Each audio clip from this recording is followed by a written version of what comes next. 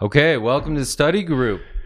We're continuing our study on human heroes of the Urantia book. Today we're talking about Mary Magdalene, and we're really excited about that. We want to welcome our Zoom crew here of the study group, and welcome, guys. It's great to have you here. We invited Mohini so that she could bring some of that strong woman energy to this community and this group, and I just want to share my appreciation for everyone who's joining online and here, especially all you smart Urantia book students. It's nice to have that contribution. Chuck, thanks for your contribution as well. Sure, yeah, no problem. So welcome. Maybe we can get started. I know Chuck's done some good work assembling some slides and things that we can get into. For me, I kind of just wanted to set the stage of the feeling that I get from this study. Yeah, go for it. Of just the testament of the saving power and transformation of spirit, especially when a growing relationship with the truth, like Mary had the blessing to be around Jesus. Yes, and, right. And how that transformed her. So the background story on how that happened is a huge part of this story. And it really begins with the women's corps. And if you, we can go back to that slide, maybe that first slide. So the midwives are telling us here that Jesus did a lot of daring things during his life here, but of all the daring things which he did, the most amazing was his sudden announcement on the evening of January 16th, where he announced, "On the morrow, we will set apart 10 women for the ministering work of the kingdom." And this was like, I guess we have to kind of put ourselves back in those days to really fully appreciate the significance of this. But the apostles were shocked because women did not have a part in religious work in those days. So they tell us that the apostles were literally stunned when he proposed formally to commission these 10 women as religious teachers, and even to permit their traveling about with the apostles. I mean, this is like, whoa, they'd never seen anything like this. And then they say the whole country was stirred up by this proceeding, the enemies of Jesus making great capital out of this move. But everywhere the women believers in the good news stood staunchly behind their chosen sisters and voiced no uncertain approval of this tardy acknowledgement of woman's place in religious work.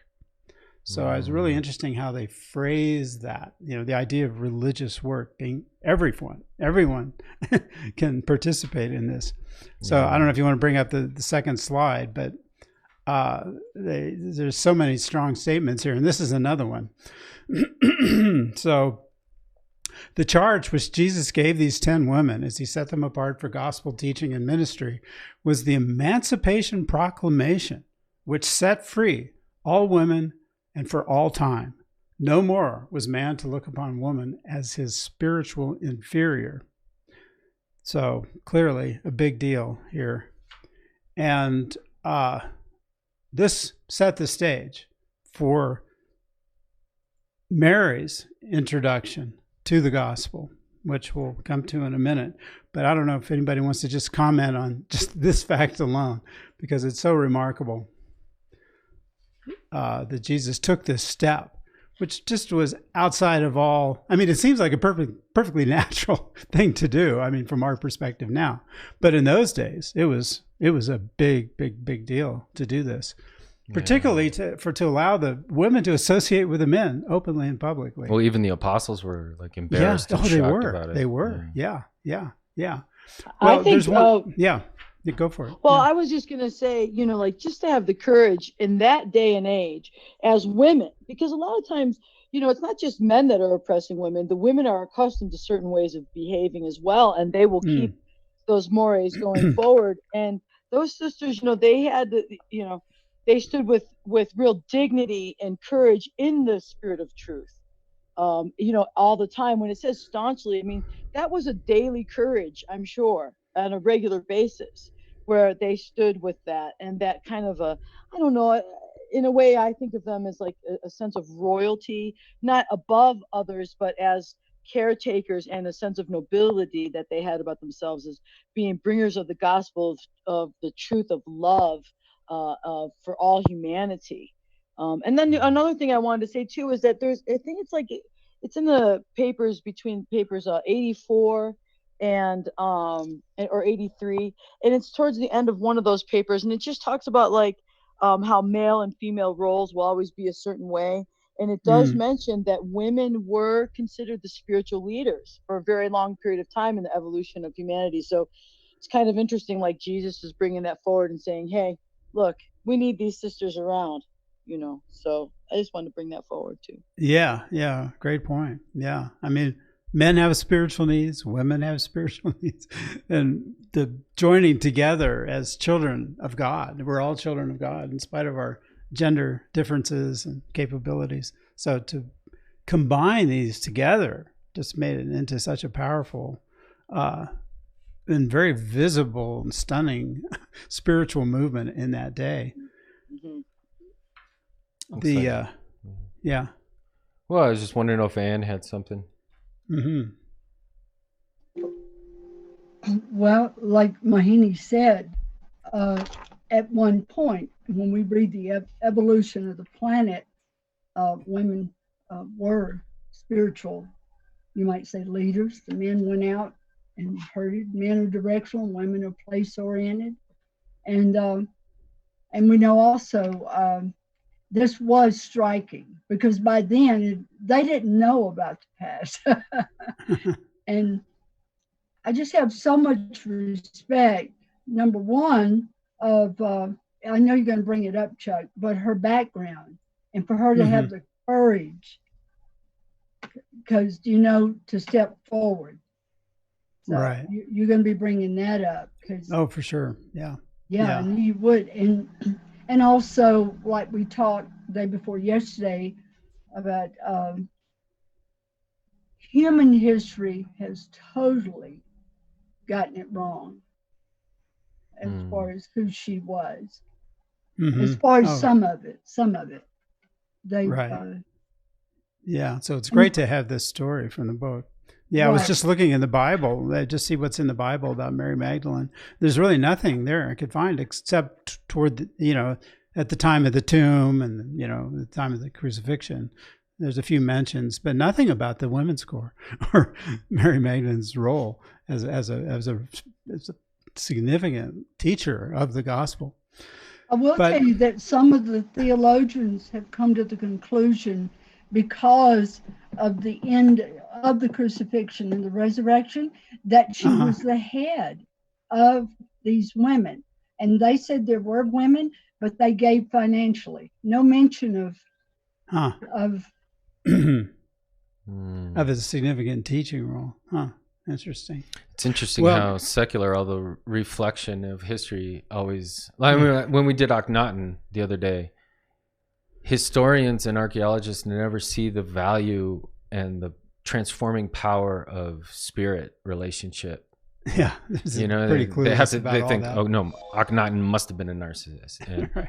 Mary Magdalene, well, she was financially independent and in control, and that's why. They never talk about like the gripping power of the spirit and how it really moves somebody. Mm-hmm. That's a good point, Derek. Because I did read that she and the other women gave alms, and a lot of alms. And so I thought, oh, so that's. Yeah. Well, but the Urantia book also says that they were financially independent of Judas. They didn't need to go to Judas anymore to get loans or money or handouts or whatever. They were raising their own. Yeah. So they must have been supported by their families, which is interesting to consider. That they had the support of their families and their community behind them, which is great to know. Yeah. So, I'm always taken with that. Yeah. Is these names that you hear in the past in the Bible, then when the Urantia book talks about them in clearer context, like Joseph of Arimathea and his role and Rebecca's role through that. I know I'm taking things kind of out of context here, but it fleshes out what the Bible kind of had remnants of. Yeah. We just have clues, but the book, of course, puts it all in a great narrative where you can really see the importance and significance of this. So maybe if you want to bring up this next slide. So one of the big issues that they were dealing with, that Jesus was dealing with, the apostles were dealing with, is that they couldn't minister to women. So they'd go into these towns and they'd preach the gospel. And oftentimes the ministering to the sick was a big part of presenting the gospel, and that healing and spiritual teaching often go together. And partly because when people are in dire straits, they're more open to the spiritual message, but also just the kindness of serving and so forth. But the men couldn't go in and minister to women. Obviously, it was not allowed. So by instituting this women's corps, they now had a team of women that could accompany the men when they went on their ministry tours, their teaching tours, and the women could work with the women and the men could work with the men. So when they went into Magdala, it was at Magdala, I'll just read this, that the women first demonstrated their usefulness. So this was right after the formation of this women's corps. When the party entered Magdala, these 10 women evangelists were free to enter the evil resorts and preach the glad tidings directly to all their inmates. Now we know what they're talking about here. Strip clubs. Yeah, right. There you go. These women, or worse, or whatever. These women. The slide went. Oh, there it is. These women were able to draw very close in their ministry to their afflicted sisters. So it was here that they discovered Mary Magdalene, or Mary Magdalene discovered them, or whatever. But these women came in contact with each other, and she responded right away to the gospel, and ended up becoming their leading teacher of this group. Let's see, maybe you could go to the next slide. It just sort of continues with this thought. But the idea that, okay, so here, then they say, as a result of the ministry, of these 10 women, afterward known as the 12 women, at this place, meaning in Magdala, Mary Magdalene was won for the kingdom. And then they say that she became the most effective teacher of the gospel among this group of 12 women evangelists. So, we're talking about human heroes from the Urantia book. So what's to me so heroic about Mary Magdalene is how she, in a sense, in her own personal spiritual development or growth or inspiration, reached all the way from what might have been considered kind of the bottom of the social spectrum of those days, all the way to the top, where she's the leading teacher of the message of our paradise creator son on this planet. And that's just such a remarkable and inspiring story. I mean, it tells us that, wow, we can reach high and go far with spirit if we accept it into our hearts and take on this type of ministry.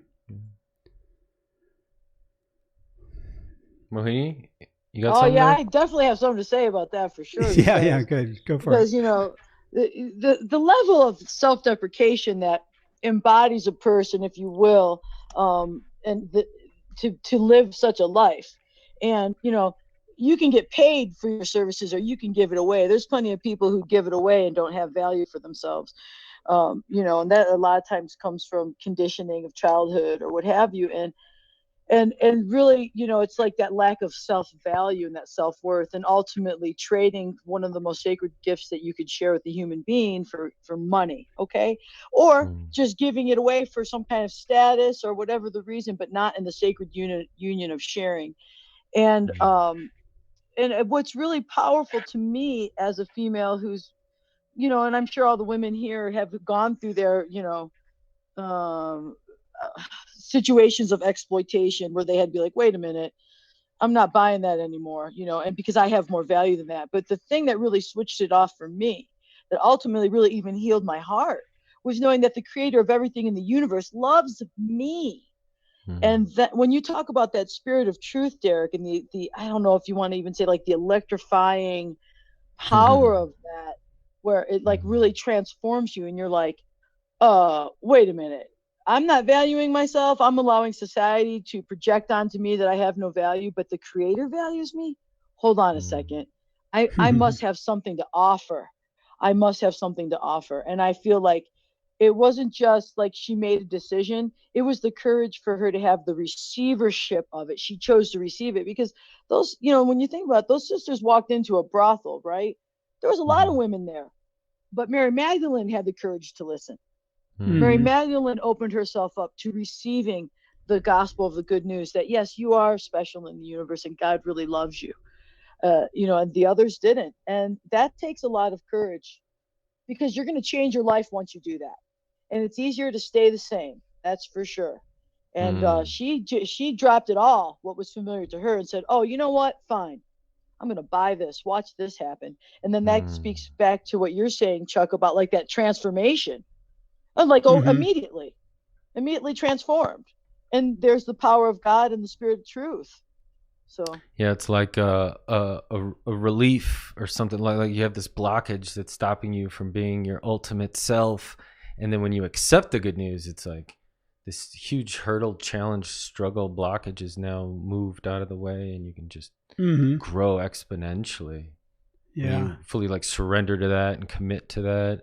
I mean, Mohini, you were talking about your own experience of being born new, and like how it can, when it's real, how it can transform someone to be someone as outspoken in the forefront, like Mary Magdalene was, being the head speaker and teacher. right. And that's really remarkable to see someone go like that. I think about the prophet Jeremiah, how he had like a speech impediment and he had problems speaking, and he's speaking to the Lord. He's like, how am I going to share your message with the people? I can't even speak. He's like, I'll put my words in your mouth. Don't worry, trust in me. Yeah. So that transformation that can happen. Right. Amen. Yeah. Anne, you got some? Yeah, I was looking again, like Mahini, coming behind what you said, where she was, and if so many women that they don't mean to end up in those circumstances, and there are several reasons, most of them, and like you said, taken advantage of, or get to the rock bottom and choose that lifestyle just to survive. And it's important for us to remember that, because again, the way she is depicted by many writers and in some of the movies and in the Bible, the greatest portrayal of her was that wonderful movie in the 70s, Jesus of Nazareth. And Anne Bancroft played her. If you haven't watched that movie, it's quite profound. And you did see the ship, that the Italian producer really put his heart and soul into that movie. And the way she came into the kingdom, it was different, but they did show her in her home. But what made it wonderful, Bancroft could pull it off. Her look, I have pictures, just completely was transformed. And and I was like, wow, thank you for doing that. So it was just it's a very wonderful movie. It was made for television, of all things. And so, and then another thing, how did they describe that? Evil? Didn't they say? Oh, place of evil. Right. Well, they refer to it as a nefarious resort. That's another one of their phrases. And they say that it was through a succession of misfortunes that she ended up there. And evil, what they say about her, that, misfortunes. And, I went back quickly. It's just one sentence about evil. And we know some errors suggest lack of intellectual keenness. Evil, deficiency of wisdom. Sin, abject spiritual poverty, but iniquity is indicative of vanishing personality control. Now, right there, wisdom. Say the forecast, the thinking of the past, and then forecasting the repercussions. Good point, Anne. Good point. Yep. Yeah. Well, they point out that it was Martha and Rachel who made plain to Mary that the doors of the kingdom were open to even such as she. She believed the good news and was baptized by Peter the next day. So this thing of, she could speak with such authority as a teacher because she had experienced such a deep transformation.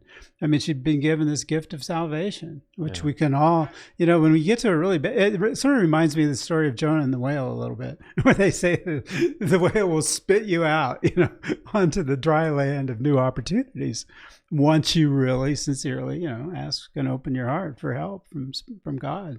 So she's a terrific example of that.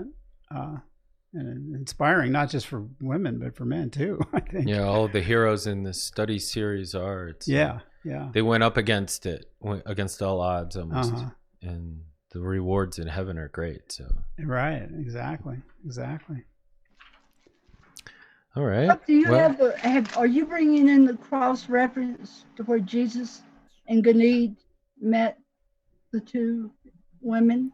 Hadn't planned to, but that's but that's important, and I was thinking about that too, Anne. Yeah, go for it. I can pull it up too. What is it again? I'm looking. Wait a minute. It's over like 132 here. or something. Okay, just let me know. You can read if you have it, if you'd like to read. Okay, let's see. Okay,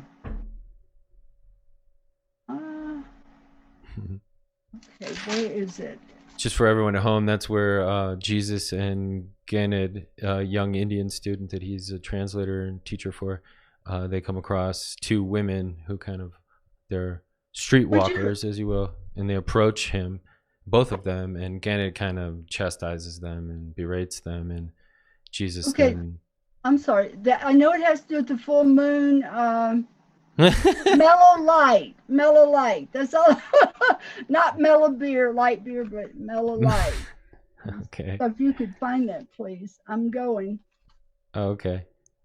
Doing two things at once here. In the single column book, it's on the left-hand page at the bottom. So that's cute. Well, essentially, as we look for it, Jesus said to Ganid, you don't know what these women have been through that have brought them to this position in life, and so they really take it upon them. So, Jesus leads the way of how to get them in a better position in life and grow he interrupts his sister in the middle of the night and walks in and he's like, hey, you got some food for us? How are you going to help us out? And she's like, oh my gosh, Jesus is here. And she goes to lay out food. And as soon as she lays out food, he's like, well, we'll leave you to it. I know. Women and help them out. Thank you so much. And then actually the older one, I think, dies, and the younger one is employed by the household that Jesus brought them to. But what a salvation, and how cool was it that Jesus showed that young man, you'll respect these sisters. You don't know their plight. Yeah. I found the reference. It's 133:36. Oh, thank you, Chuck. It was in 129. Okay, thank you. Yeah, I could just read that paragraph if you like. And where is it? What one again? Paper 133, part 3, paragraph 6. I got it. Sort of jumping in the middle of the paragraph there. They say one evening as they strolled about Corinth, out near the wall of the citadel, of the citadel ran down to the sea. They were accosted by two public women. I love the phrasing in the Urantia book, how they talk about these things so discreetly. Ganid had imbibed the idea, and rightly, that Jesus was a man of high ideals, and that he abhorred everything which partook of uncleanness or savored of evil. Accordingly, he spoke sharply to these women and rudely motioned them away. You just imagine. When Jesus saw this, he said to Ganid, you mean well, but you should not presume thus to speak to the children of God, even though they chance to be as erring children. Who are we that we should sit in judgment on these women? Do you happen to know all the circumstances which led them to resort to such methods of obtaining a livelihood? Stop here with me while we talk about these matters. The courtesans were astonished at what he said, even more than was Ganid. As they stood there in the moonlight, Jesus went on to say, there lives within every human mind a divine spirit, the gift of the Father in heaven. This good spirit ever strives to lead us to God, to help us to find God and to know God. But also within mortals, there are many natural physical tendencies which the Creator put there to serve the well-being of the individual and the race. Now, oftentimes, men and women become confused in their efforts to understand themselves and to grapple with the manifold difficulties of making a living in a world so largely dominated by selfishness and sin. I perceive, Ganid, that neither of these women is willfully wicked. I can tell by their faces that they have experienced much sorrow. They have suffered much at the hands of an apparently cruel fate. They have not intentionally chosen this sort of life. They have, in discouragement bordering on despair, surrendered to the pressure of the hour and accepted this distasteful means of obtaining a livelihood as the best way out of a situation that to them appeared hopeless. Ganid, some people are really wicked at heart. They deliberately choose to do mean things. But tell me, as you look into these now tear-stained faces, do you see anything bad or wicked? So, anyway, yeah. So the story goes on, but you get the idea there. Well, this is good too. So, and then Jesus concludes. He says, now all of you come with me to a friend's house where we will seek refreshment and plan for the new and better life ahead. Isn't that lovely? And you know what? Yeah. It was better for you to read it coming, because I was imagining the master saying that. Yes. So thank you. Can I tell one story about this story, please? Sure. When I was traveling with Paula doing the big expos, we were in Los Angeles area, and it was about 200 people. We introduced the book in a pretty large area, and I had planned to read something else, or start what I was going to say, and I stood up, and it just wasn't there for me, or quote something. It just was gone. It was blank. So I said, well, I guess I'll have to go another way. And this story came to me. Now, at that time, I always carried my book. So at that time, I was able to flip to it, quickly. And I read it. And when I read it, it was I'm going to say it, the power of the Spirit was so strong. And I said, this is for somebody.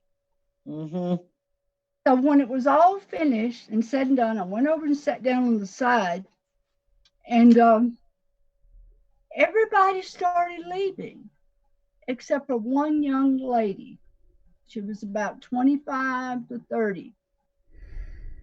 And what the master said there about the look on the face, it was there.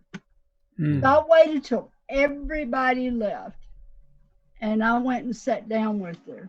Wow. And precious. It's precious, Anne. It's precious, honey. It was very precious. It was very real. And she, boom.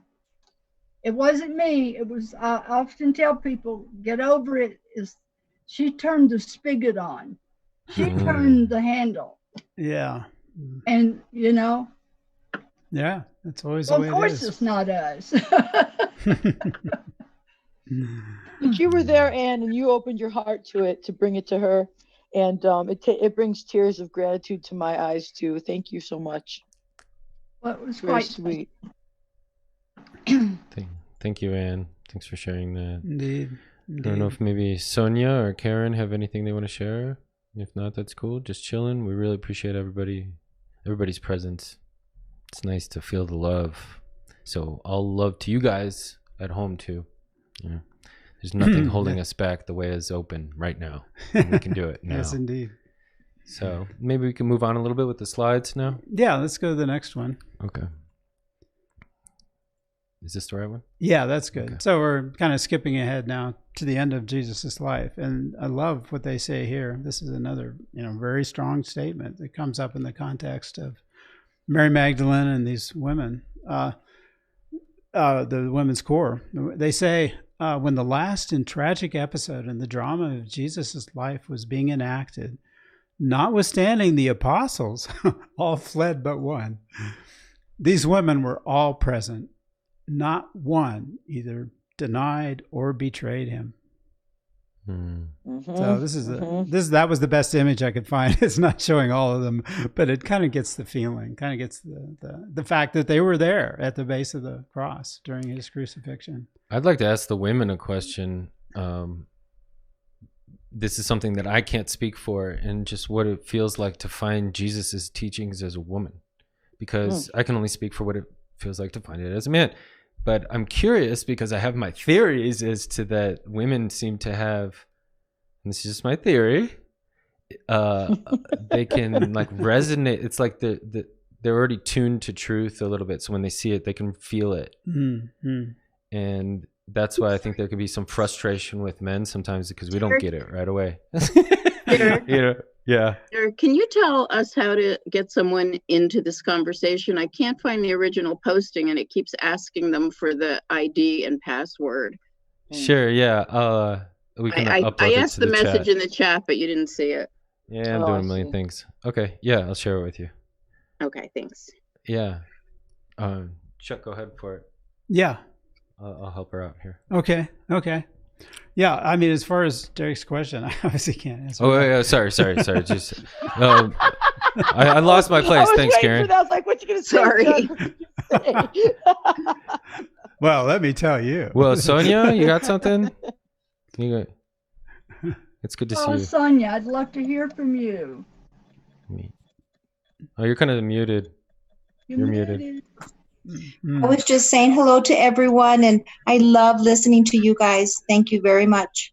Hey, Oh, yeah, thanks it's for great joining. having you here. Sonia, Thanks that's sweet. for joining us. Mi Yeah. china linda, bonita, preciosa, corazón.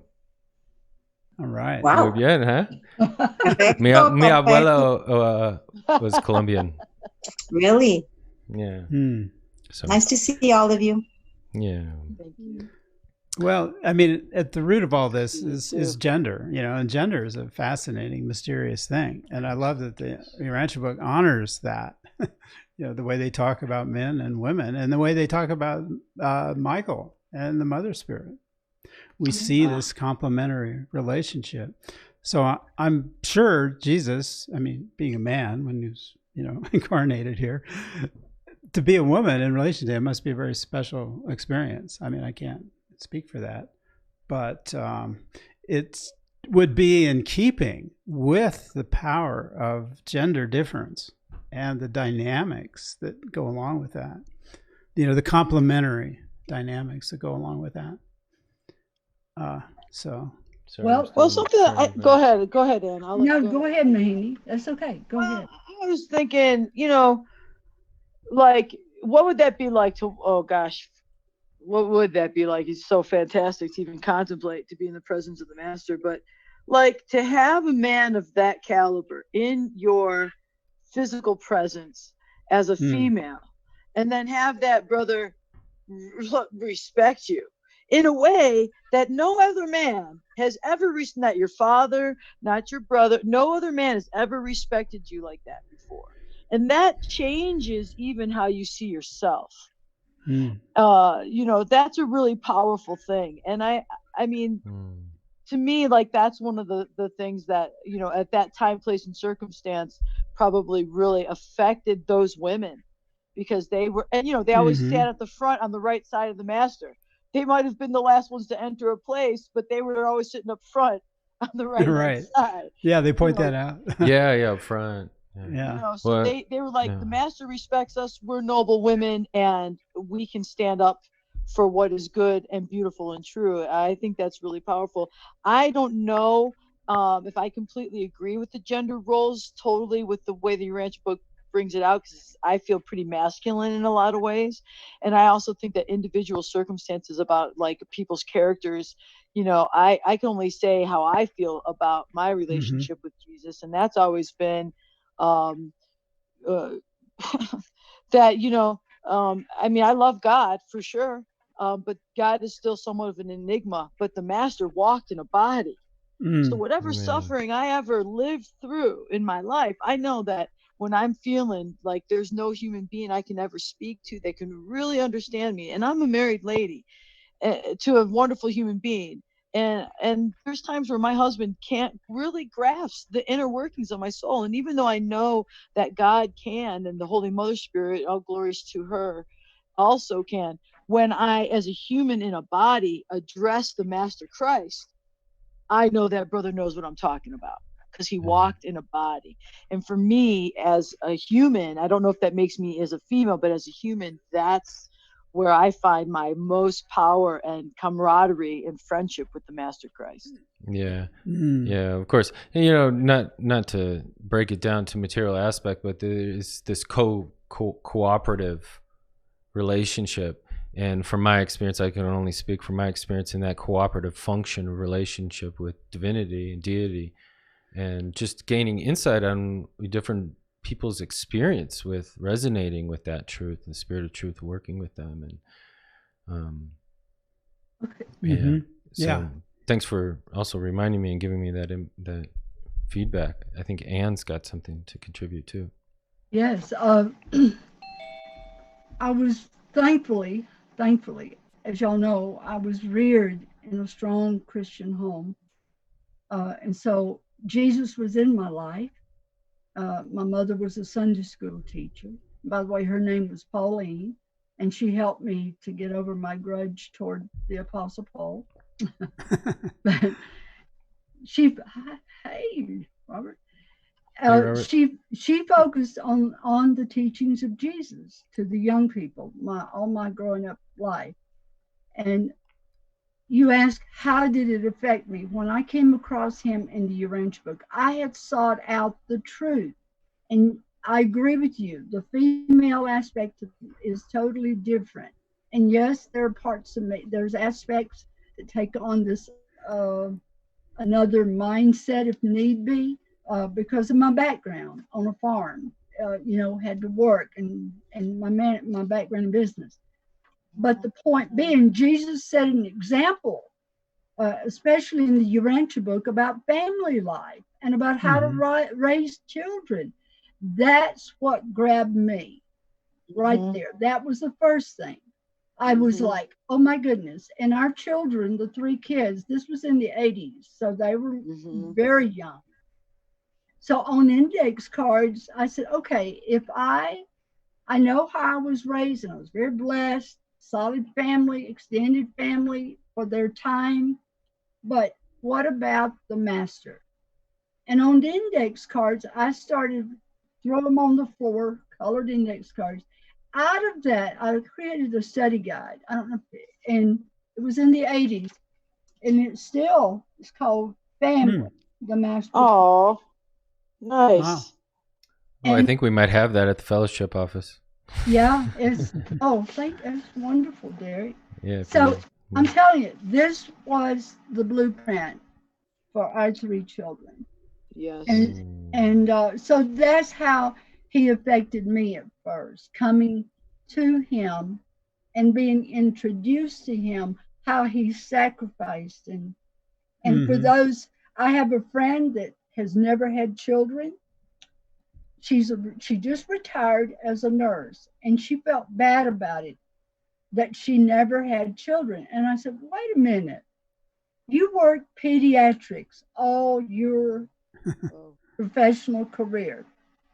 Why? And she said, yes, I did that because I didn't have children. I chose not to. And then I began to realize, guess what, guys? On Mother's Day, I sent her something and said, on behalf of all the children that you have taken care of, happy Mother's Day. That's sweet of you. I wish I could tell her about the book. She's not ready yet. Mm, I say mm. that. She hasn't asked questions. Yeah. Well, But there's he so also many. gives an example of those that go through life without children. You know, the mansion world, Uh-huh. Right. we make up for that. Well, it Right. We have made up for right. it here. That's what I Yeah. love about what you guys are doing in the study group. And that first series, it was about, we can do it here. Yeah. Right.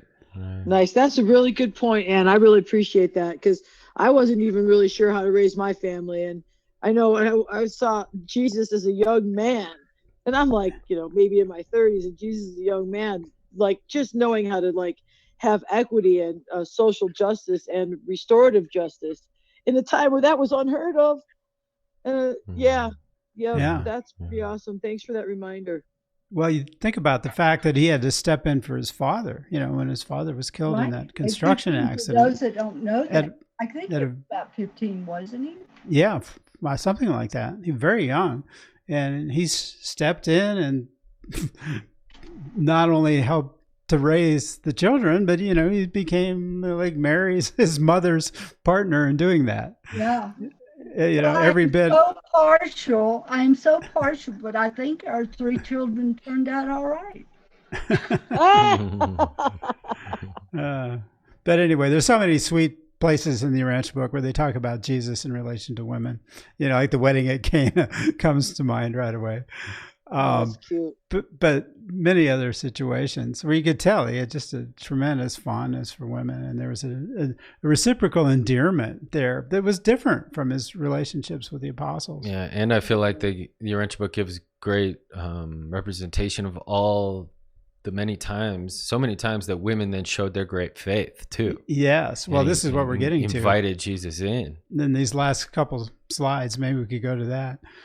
Sure. So the last one, we have the women at the base of the cross, and now we have Mary, right? So, I'm sure you all know the story, but the women, after the men had hastily wrapped Jesus's body and he was put in the tomb, the women were, that's not good enough. The men didn't do a good job. So we're going to come back at the next opportunity. So that was on Friday. And then there was the Sabbath. And so early Sunday morning, a group of these women had prepared the bandages and the materials and the ointments and stuff. And they were going to go and do a proper job of preparing Jesus for his death rest. But lo and behold, they arrive at the tomb, and the stone, there are actually 2 of them. The Jewish leaders had gone to Pilate and said, look, he talks about, rising on the 3rd day. We better roll another stone in front of there just in case. So they'd actually put 2 stones in front of the tomb. Anyway, so Mary and these women show up, and the stones had been rolled away. And Mary was the one who had the courage to go and look inside. So she stood at the doorway for a few moments. She did not see distinctly when she first entered the tomb. And then she saw that Jesus's body was gone. And in its place, only these grave cloths. She uttered a cry of alarm and anguish. So this is like, whoa, what is going on here? But Mary was the one who had the courage to look. And when she let out this yell, all the other women ran away, right? And then eventually came back, of course. But they were just dumbfounded. They couldn't figure out what had happened to Jesus. Yeah. So I have a comment on that. Don't you think because of her background, she wasn't intimidated going in and maybe seeing a body that wasn't wrapped properly? Sure. It was nothing new to her. She's the naked men, perhaps. Yeah. Right. Good call.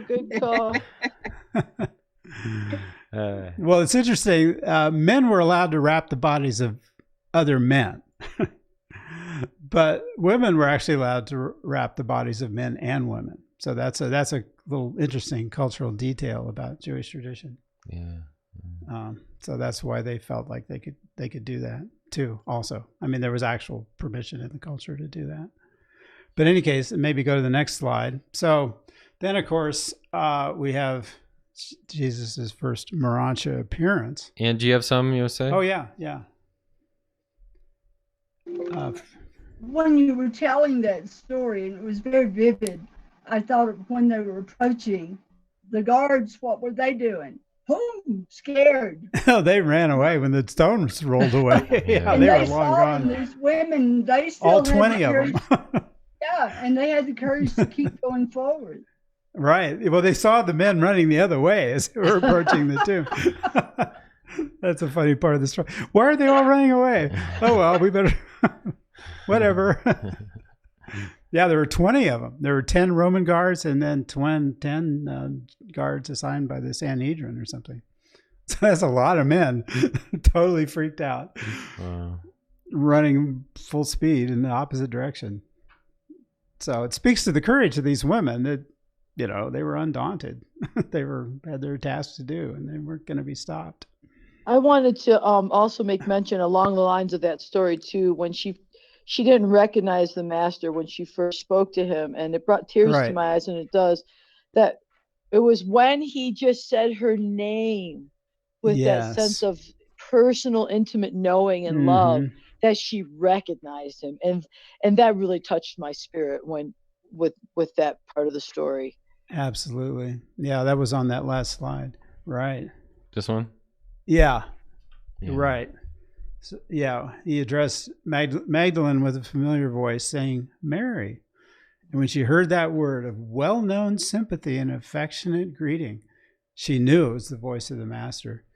She rushed to kneel at his feet. So interesting detail in there. Well-known sympathy and affectionate greeting. So they were close. I mean, humanly speaking. I mean, there's a history there, even though it only went over maybe, I don't know how many years passed, but not very many. But his voice was familiar to her, and it carried this feeling of sympathy and affection.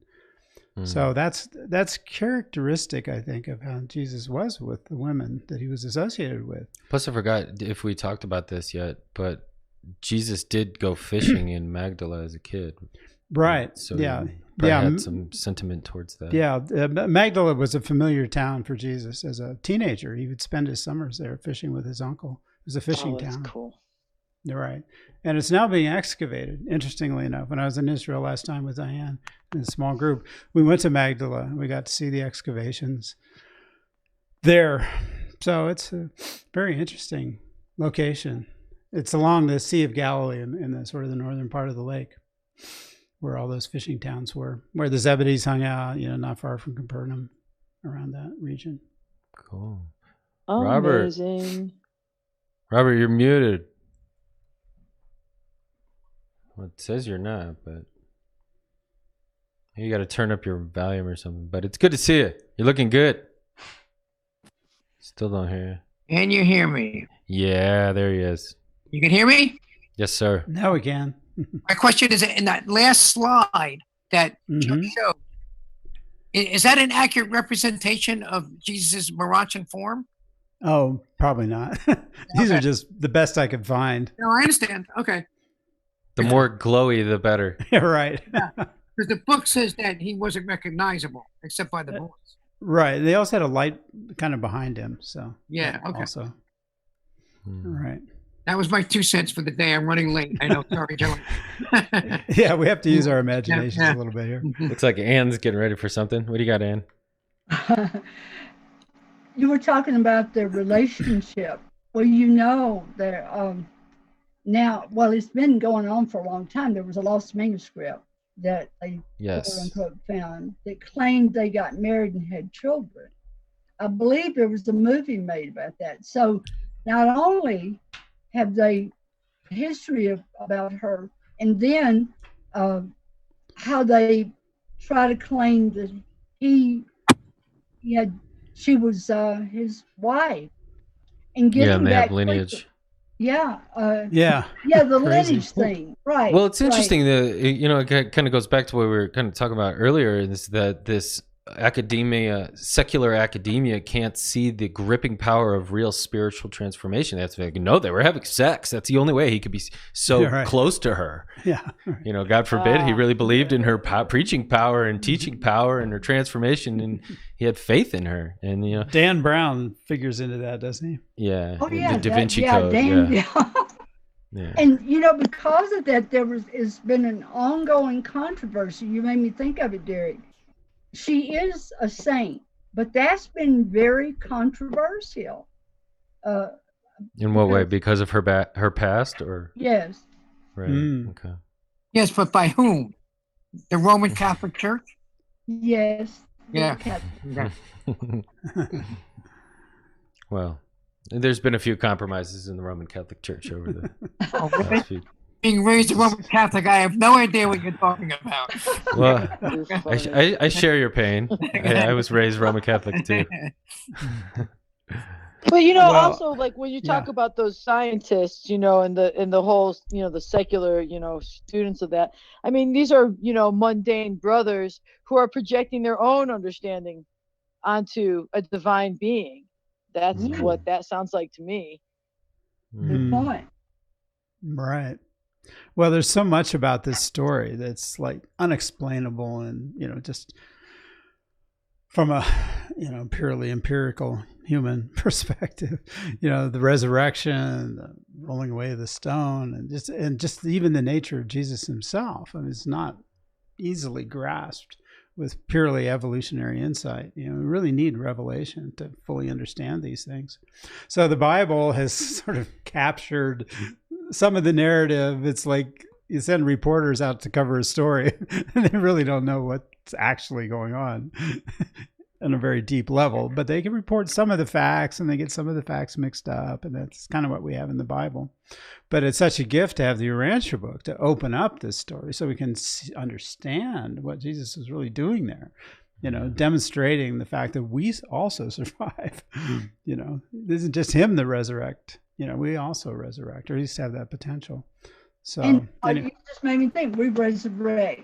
And she recognized his voice. She recognized so will we recognize each other physically as we progress?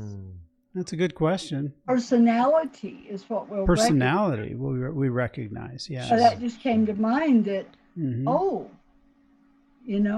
our voices change. Well, all that will change. But have you ever had a dream of someone, but in that dream they didn't look like that specific person who they were, but they felt, the presence felt like them, and you could recognize them that way, even though they had like an elephant face or something, whatever it was, you still knew it was that real person. I think maybe that's a hint, like you can sense this familiarness of the personality. Yeah. Well, it could be that our Urantia forms will bear some resemblance.